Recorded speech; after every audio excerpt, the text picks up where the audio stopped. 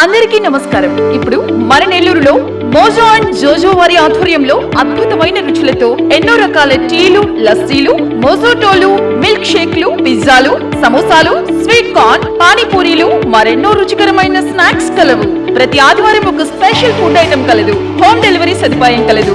Mojo and జోజో సోమశెట్టి కళ్యాణ మండపం ఎదురుగా, రంగనాయకులపేట, నెల్లూరు.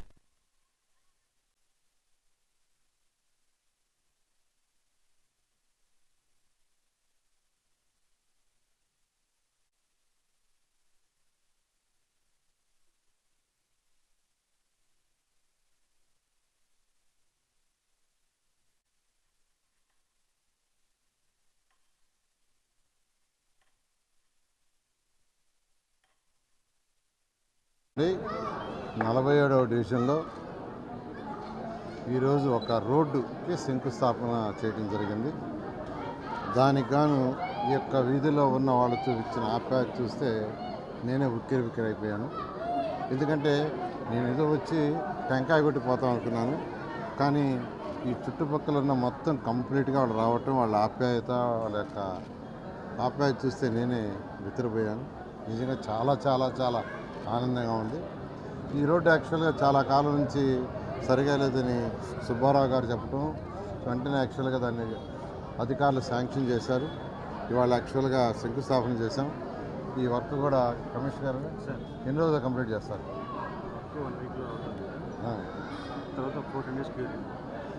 నెల రోజుల్లో ఇవాళ నుంచి లెక్క. ఇవాళ డేట్ వచ్చి 22. వచ్చే నెల 22వ తేదీ మళ్ళీ దీన్ని ఇనాగరేషన్ చేయడానికి వస్తాను.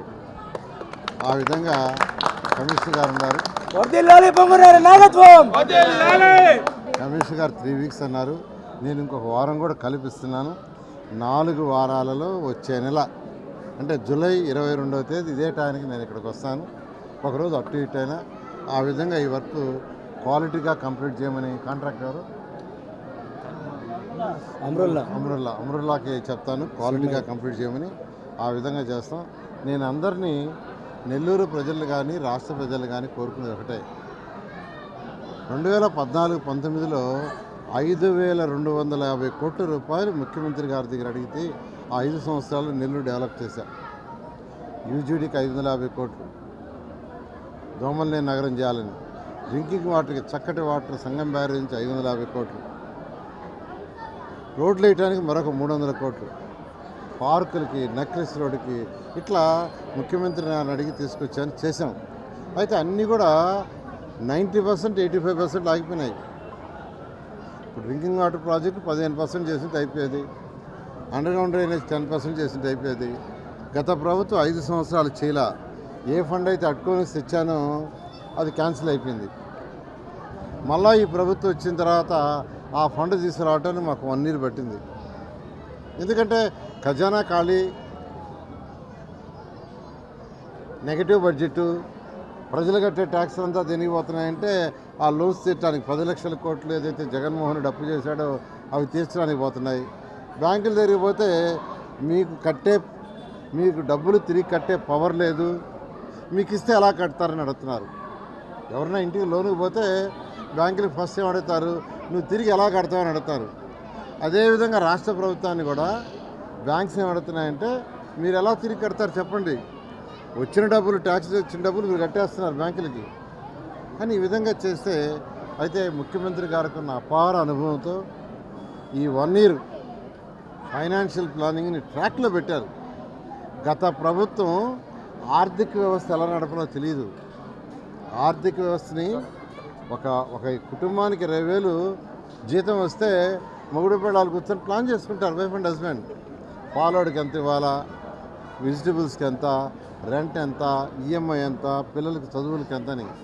అట్లాంటిది ఇంత పెద్ద రాష్ట్రంలో ఒక ప్లానింగ్ లేకుండా అంతా జిగ్జాగ్ చేసి ప్రజలు కట్టిన ట్యాక్సుల్ని సిఎఫ్ఎంఎస్ ద్వారా డైవర్ట్ చేశాడు.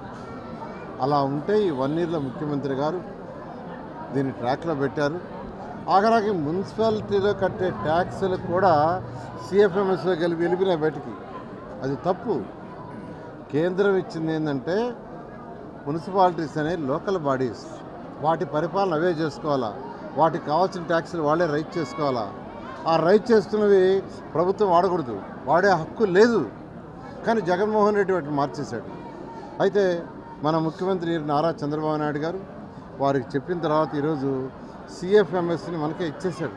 అంటే ఏ మున్సిపాలిటీలో వచ్చే ట్యాక్సులు వాళ్ళే ఖర్చు పెట్టుకోవచ్చు, రాష్ట్ర ప్రభుత్వానికి ఇవ్వని అవసరం లేదని ఆర్డర్ చేశారు. గత 15 రోజుల నుంచి యాక్చువల్గా ఏ మున్సిపాలిటీ డబ్బులు ఆ మున్సిపాలిటీలోనే ఉంటున్నాయి. అలా గత ముఖ్యమంత్రి ఆ విధంగా చేస్తే ఈ 1 ఇయర్లో అయినా నెల్లూరులో కూడా గత 3 నెలల నుంచి వర్క్స్ టేకప్ చేసాం. రాష్ట్రంలో 123 మున్సిపాలిటీస్లో కూడా అనేక వర్కులు టేకప్ చేసాం. నెల్లూరులో ఉన్న అన్ని పార్కులు కంప్లీట్ చేస్తాం రాబోయే 1 ఇయర్లో. 54 స్కూల్స్ని మోడర్నైజ్ చేస్తాం విఆర్ఐ స్కూల్ లాగా. విఆర్ఐ స్కూల్ అయితే అయిపోయింది, నేను చదివిన స్కూల్ అది, నేను చదివిన కాలేజే, నేను పనిచేసిన కాలేజే. అలాంటిది గత ప్రభుత్వం మూసేస్తే దాన్ని చక్కగా రీఓపెన్ చేస్తే 5,000 మంది అప్లికేషన్ పెట్టుకున్నారు. 5,000 మంది. ఆడు ఇవ్వగలిగింది 1,100 మందికి ఇచ్చాం.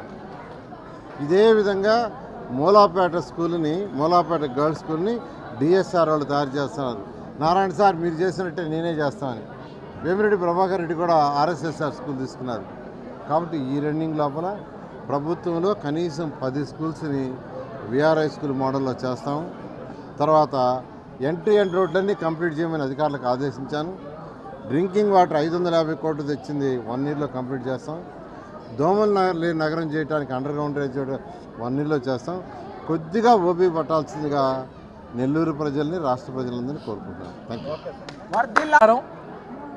నెల్లూరు నగర నియోజకవర్గ పరిధిలో వ్యాపారస్తులు ఎక్కువగా ఉన్నటువంటి ప్రాంతంలో, మరీ ముఖ్యంగా ఇతర ప్రాంతాల నుంచి ఇతర రాష్ట్రాల నుంచి వచ్చి ఇక్కడ వ్యాపారం చేసుకుంటున్నటువంటి వారందరి సౌకర్యం కోసం వారి సమస్యని గౌరవ మంత్రివర్యులు నారాయణ సార్ దృష్టికి తీసుకొస్తే ఈరోజు ఇక్కడ దానికి తాలూకా 15,40,000 రూపాయలతో సీసీ రోడ్ శంకుస్థాపన కార్యక్రమానికి ఇచ్చేసిన మంత్రి గారికి, స్థానిక కార్పొరేటర్కి, డివిజన్ ఇన్ఛార్జికి, ఇతర నాయకులకి, స్థానిక ప్రజలందరికీ నమస్కారం.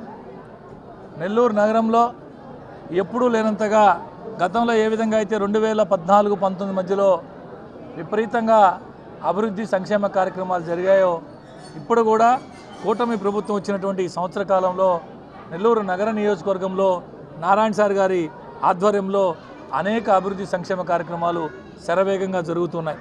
నెల్లూరు నగరంలోని 46 పార్కులు కావచ్చు, నెల్లూరు నగరంలోని 54 ప్రభుత్వ పాఠశాలలు కావచ్చు, మొదట విడతలో పిల్లలకు కావాల్సినటువంటి పార్కులు, పిల్లలకు కావాల్సినటువంటి ప్రభుత్వ పాఠశాలలు, ఈ రెండింటి మీద దృష్టి పెట్టి మౌలిక సదుపాయాల కల్పనకి అనేక రకాలుగా నిధులు సమీకరించి, అటు సిఎస్ఆర్ ఫండ్స్ కావచ్చు, ప్రభుత్వ నిధులు కావచ్చు, రాష్ట్రంలో ఇతరత్ర సార్కున్నటువంటి అపారమైనటువంటి అనుభవంతో అన్ని రకాల నిధులు సమీకరించి ఇవన్నీ కూడా చేస్తూ ఉన్నారు. ఇవే కాకుండా జిల్లాలోనే కాదు, రాష్ట్రంలోనే కాదు, బహుశా దేశంలో కూడా ఎక్కడా లేని విధంగా, ఎక్కడా ఉండని విధంగా దశాబ్దాల చరిత్ర కలిగినటువంటి విఆర్ హై స్కూల్ మూతపడిపోయి ఉంటే, గత ప్రభుత్వ హయాంలో మూతపడిపోయి ఉంటే, అది ఎన్నికల సమయంలో నేను తిరిగి ఎన్నికైతే మా ప్రభుత్వం అధికారంలోకి వస్తే దాన్ని తెరిపిస్తానని ఏదైతే మాట చెప్పారో ఆ మాటకు అనుగుణంగానే ఎక్కడా లేని విధంగా, దేశ చరిత్రలోనే, రాష్ట్ర చరిత్ర ఎక్కడా లేని విధంగా ఒక ప్రభుత్వ పాఠశాల ఈ విధంగా ఉంటుందా అని ఊహకు సైతం అందని విధంగా దాన్ని తీర్చిదిద్దుతూ కేవలం 2-3 మాసాల్లోనే రాష్ట్ర ఆర్థిక పరిస్థితి బాగలేనప్పటికీ సారుకున్నటువంటి అపారమైన పరిచయాల దృష్ట్యా ఎన్సీసీ వారితో మాట్లాడి 20 కోట్ల రూపాయల నిధులతో దాన్ని సిఎస్ఆర్ ఫండ్స్ కింద అభివృద్ధి చేస్తూ అటు దానికి స్పెషల్ ఆఫీసర్ అయినటువంటి జాయింట్ కలెక్టర్ గారితో మున్సిపల్ కమిషనర్ గారైనటువంటి నెల్లూరు మున్సిపల్ కమిషనర్ గారితో ఇతర అధికారులందరితో డిఈఓ గారితో సారు మాట్లాడి దాని పూర్తి పర్యవేక్షణ బాధ్యతలు ఏదైతే విద్యారంగంలో అపార అనుభవం గడించి దేశ విదేశాల్లో సైతం అనేక విశ్వవిద్యాలయాలన్నింటినీ తిరిగి పరీక్షించి చూసినటువంటి అపార అనుభవం ఉన్నటువంటి తన కుమార్తెని అందులో అడ్మిషన్స్ టైం ఈ టైంలో ఎంత బిజీగా ఉంటారో అవన్నీ కూడా పక్కన పెట్టి నేను మాట చెప్పున్నాను దీన్ని ఎట్టయినా సరే దీన్ని ప్రజలకి బ్రహ్మాండంగా అందచేయాలని చెప్పి దాన్ని పూర్తి బాధ్యతల్ని తన కుమార్తె అయినటువంటి శరణి గారికి అప్పచెప్పి శరణి గారి ఆధ్వర్యంలో ఆ high school VR high school బ్రహ్మాండంగా రూపుదిద్దుకుంటుంది మరికొద్ది రోజుల్లోనే దాన్ని ప్రారంభించుకోవడం కూడా జరుగుతుందని చెప్పి ఈ సందర్భంగా తెలియజేస్తూ ఇటువంటి మంచి కార్యక్రమాలు చేస్తున్నటువంటి గౌరవ మంత్రివర్యులకి రాష్ట్ర ప్రజలందరూ ఆశీస్సులతో పాటు ముఖ్యంగా నెల్లూరు నగర ప్రజల యొక్క ఆశీస్సులు ఉండాలా దీవించాలా మీరందరని చెప్పి మనస్ఫూర్తిగా కోరుకుంటూ ఆ భగవంతుని ఆశీస్సులు కూడా ఉండాలని చెప్పి కోరుకుంటున్నాను. నమస్కారం. ఈరోజు నెల్లూరు నగరం 47వ డివిజన్లో మన మంత్రి గారు నారాయణ సార్ రాగానే ఈ బ్యాంక్ కాలనీ అపోలో సెంటర్ కలకల్లాడిపోయింది. జనాల్లో కన్నీరు తొలగిపోయింది. గత 5 సంవత్సరాలు కాదు వైఎస్ఆర్సీపీ పాలనలో ఈ రోడ్డు వేయలేకపోయారంటే ఇంతకన్నా సిగ్గు చేటు జగన్మోహన్ రెడ్డి కానీ ఇక్కడ గెలిచిన ఎమ్మెల్యే కానీ ఎక్కడా కూడా వాళ్ళకి సిగ్గు లేదని చెప్పాలి. ప్రజలకి వసతి కల్పించలేకపోయారు. నారాయణ సారు 2019లో వరకు అండర్ డ్రైనేజీ తెచ్చాడు. యూజీడీ ప్రజలకు దోమలు లేకుండా కాపాడాలని యూజీడీ తెస్తే సర్వనాశనం చేశారు. పేదలకి మంచినీరు ఇవ్వాలా, మినరల్ వాటర్ ఇవ్వాలని పేదలకి మంచినీరు సంఘం నుంచి పైప్ లైన్ వేసి మంచినీరు తెస్తే అవి కూడా నిర్ణయం చేశారు. ఏది కూడా చేయలే. గుంతలు రోడ్లు కూడా పూడ్చలేకపోయారు. గుప్తా పార్క్ దగ్గర ఒక రోడ్డు వేశారు, కంకరే మిగిలింది, సిమెంట్ లేదు. అంటే డబ్బే ప్రధానం వాళ్ళకి. డబ్బుతోనే పరిపాలన చేశారు, దోచుకున్నారు. జగన్మోహన్ రెడ్డి ఏం మాట్లాడుతున్నారో ఆయనకి అర్థం కాదు, పిచ్చెక్కిపోయింది ఆయనకి. ఎందుకంటే చంద్రబాబు నాయుడు గారి పరిపాలన ఆయన అర్థం కావడం లేదు. ఏంద్రా మన పరిస్థితి, 2029లో కూడా మనం గెలవలేమనే ఒక నిరుత్సాహంతో ఉన్నారు. ఇక్కడ నారాయణ సారు రాష్ట్రం అంతా కూడా 127 మున్సిపాలిటీని ఉత్సాహంగా నడుపుతూ అమరావతిని ముందుండాలా, అమరావతిని అభివృద్ధి చేయాలా, రాజధాని చూడాలా కళ్ళారని నారాయణ సారు 24/7 పోరాటం చేసి ఇక్కడ ఎప్పుడు వస్తున్నారో, ఎప్పుడు పోతున్నారో, ఎప్పుడు నిద్రపోతున్నారో తెలియదు. ఆయనకి ప్రజల్లో ఉండాలని ఎప్పుడు ఆశ. ఆయనకి డబ్బు మీద ప్రేమ వచ్చి రాజకీయాల్లోకి రాలేదు. ప్రజలకి మంచి చేయాలా. మేము పేద కుటుంబం నుంచి పైకి వచ్చాం, పేదలకి మేము కష్టాలు అనుభవించాం. అలాంటి కష్టాలు పేద ప్రజలకు ఉండకూడదని ఆయన కోరుకుంటూ ఆయన ఈరోజు పేదల కోసం, పిల్లల కోసం బీఆర్సీ కళాశాలని మళ్ళా కలకల్లాడించి అక్కడ పిల్లలని అక్కడ ఉచితంగా విద్యా బోధన చేస్తున్నాం. వాళ్ళకి ఫ్రీగా చేసి మంచి ఉత్తీర్ణులు చేస్తున్నాడంటే రాష్ట్రంలోనే తొంగి చూస్తుంది నెల్లూరు నగరాన్ని నారాయణ చేస్తున్న అభివృద్ధి అని చెప్పుకుంటూ సెలవు తీసుకుంటాం.